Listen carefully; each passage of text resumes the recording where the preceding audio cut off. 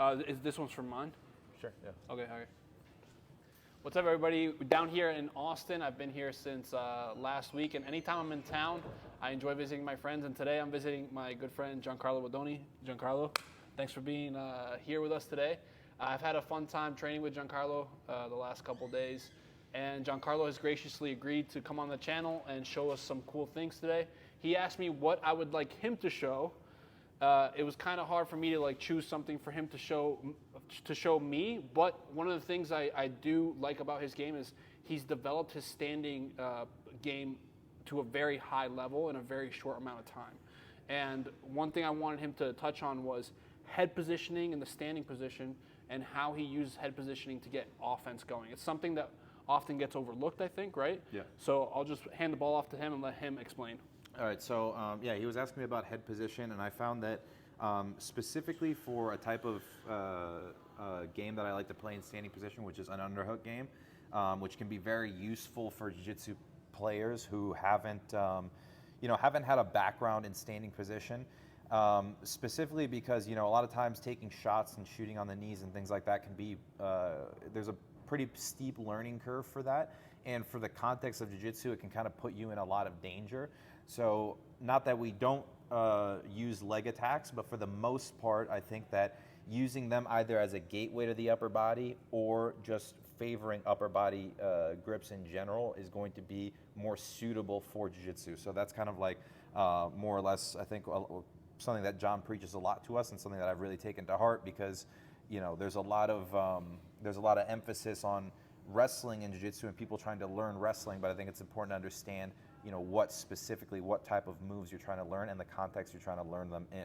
So talking about head position, for underhook specifically, that's something that I always, because of what I talked about, always try to get into underhooks whenever I can, okay, because there's a lot of stuff that you can do from here, and there's definitely a lot of stuff that you can do off of whizzer. So both are good position here. But specifically for getting to an underhook, a lot of times people will teach things like, banging the head down and then snapping our training partner into an underhook here. And what can happen a lot of times is, we'll go in for underhooks here, and your training partner will circle away and slip the head out, or slip the arm free. Good, or pummel the hand back in, punch you in the face, do all those things. Yeah.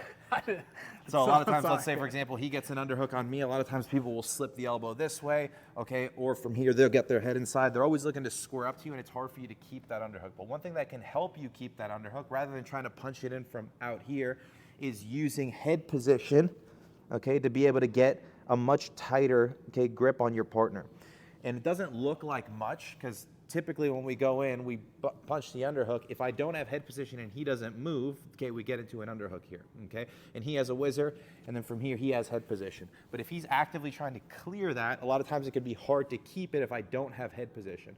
So if we contrast that to a situation where I have my head inside, when he's going to slip that arm, okay, it's a lot harder, okay, because it's a lot tighter of a circle, okay, between you, between your hand and your head around your training partner's shoulder, as opposed to my arm being out here, my head being out here rather, where he can square up to me and slip the elbow. So I find that head position isn't necessarily 100% necessary for every single move to work. You don't need it necessarily for every single underhook technique, but what I find that it does is it helps you hold on to that underhook a lot easier. So if I come out here and I try to slip this underhook in, and he's interested in circling away and clearing away from that underhook, and I don't have head position, you might find that you lose it.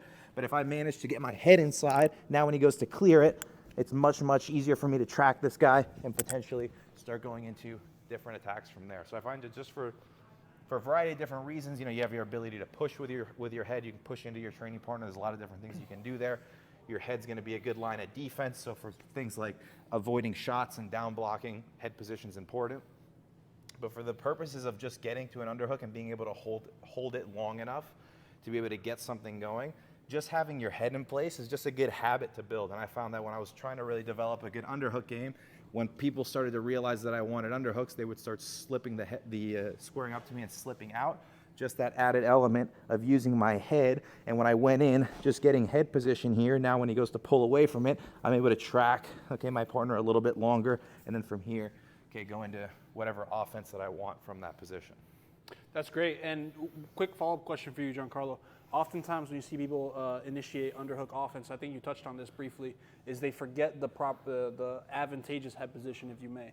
Is there a quick little method that you like to use if you do find yourself in a situation where they have inside head position and get back to that your head being inside? If the wizard person has head position? Yes, exactly. A situation like so. So usually in a position like this, whenever you get to an underhook, a good option that you have is to attempt a throw by on your partner. It kind of depends on what they're trying to do, right?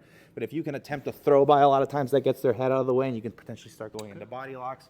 If, for example, he has head position, but his hips are very, very far back, now from a position like this, I could potentially start looking to use that to get into double underhooks, or I could start using it as a means of snapping my partner down into front headlock and things like that. But for the purposes of your training partner trying to slip the head out, or slip the arm out, just you having your head in there is going to be, a lot easier for you to hold on to that underhook. Yeah. That's awesome. Thanks for sharing that with us. Guys, Giancarlo has a channel that's growing. He's constantly posting content on it. I actually find myself watching a lot of your content a lot of the time, believe it or not. I learn a lot from his channel. So I will put the link in the description to his channel, to his Instagram, so you guys can go follow him, check his stuff out, and get better jiu-jitsu. Thanks so much for being here. Thank you. Thanks, guys.